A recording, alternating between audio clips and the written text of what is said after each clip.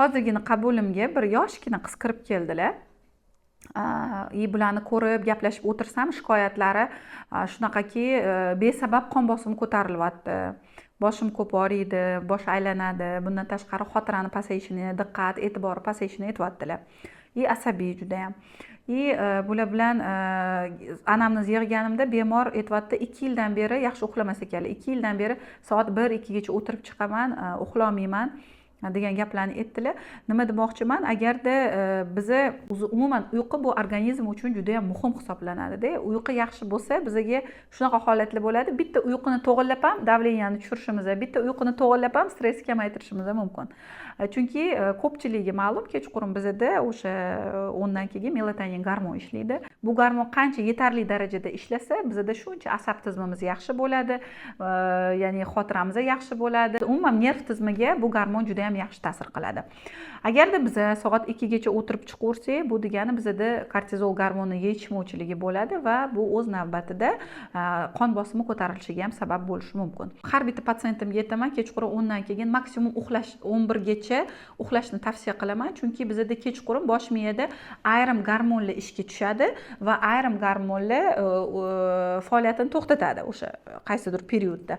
Shu uchun ham kechqurungi uyqu bizga muhim hisoblanadi. Agar biz kechqurun yaxshi uxlamadikmi, bizda ertalab bu charchab uyg'onish, holsizlik, bundan tashqari xotira, diqqat, e'tiborni pasayishi, tez asabiylashish holatlari va besabab qon bosimini ko'tarilish holatlari kuzatilishi mumkin.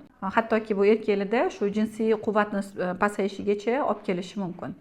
Ko'pchilik yoshlar qabulimga kelishadi, o'sha boshidan shikoyat qiladi, boshqa qiladi. Anamni yig'sam, mana shu ko'p holatlarda aynan shu kasallar kechqurungi smenda, dejurствоda ishlaydigan bemorlar bo'lishadi.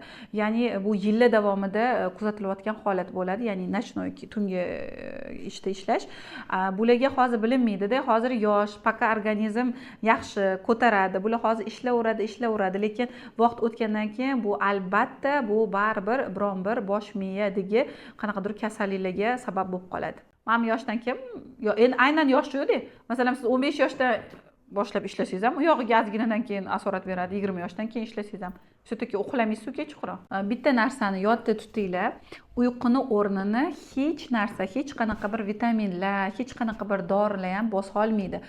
Bunaqa holatda hech qaysi shifokor, hattoki bir Amerikadagi bir rivojlangan davlatlardagi shifokorlar ham sizga uyquni o'rnini bosib bera olmaydi.